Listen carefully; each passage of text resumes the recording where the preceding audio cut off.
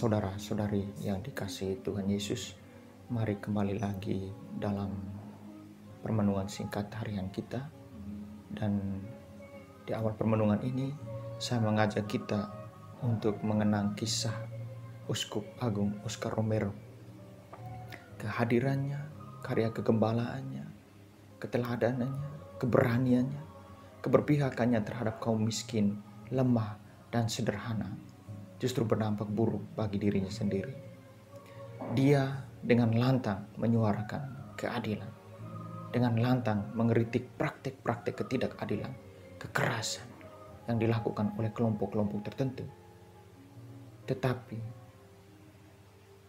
akibatnya bahwa ia akhirnya menanggung beban yang tidak sedikit. Ia dibunuh oleh kelompok-kelompok yang merasa terganggu oleh karena kehadirannya, oleh karena pewartaannya.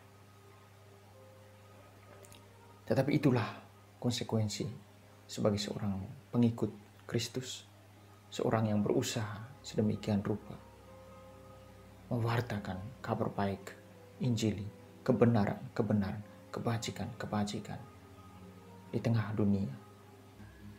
Yesus memang datang untuk mewartakan kerajaan Allah, mewartakan kabar sukacita Injil, mewartakan kebenaran, kebaikan, damai, dan keadilan. Tetapi ia pun tahu bahwa tidak semua orang menerima dia dengan baik. Tidak semua orang mengikuti ajarannya. Tidak semua orang mau mendengarkan dia. Sehingga dia katakan bahwa aku datang untuk melemparkan api ke bumi, dan betapa ku dambakan agar api itu selalu menyala. Yesus tahu bahwa apa yang dia wartakan, apa yang dia lakukan, apa yang dia kerjakan dalam misi dan pewartaannya itu justru mengganggu kenyamanan kelompok-kelompok tertentu. Ia berani mengkritik praktik ketidakadilan. Ia dengan terbuka mengkritik praktik hidup mereka, mengkritik kemunafikan mereka. Dan itulah sebenarnya maksud dari api yang dia turunkan ke bumi. Dan lebih lanjut, Yesus juga tahu bahwa ketika ia berani mewartakan kebenaran, mewartakan kebaikan, mewartakan keadilan, mengkritik praktik hidup yang salah, ada konsekuensi lanjut yang harus dia tanggung. Dan kita tahu bahwa kehadiran Yesus yang mengganggu kelompok-kelompok tertentu, yang mengganggu kenyamanan mereka, justru mengakibatkan Yesus pada akhirnya dibunuh dengan cara yang paling kejam.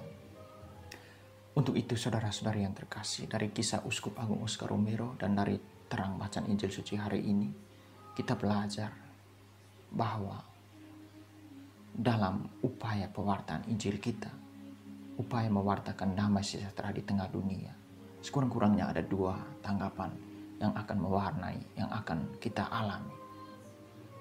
Yang pertama adalah tanggapan positif. Ada orang yang mau mendengarkan kita.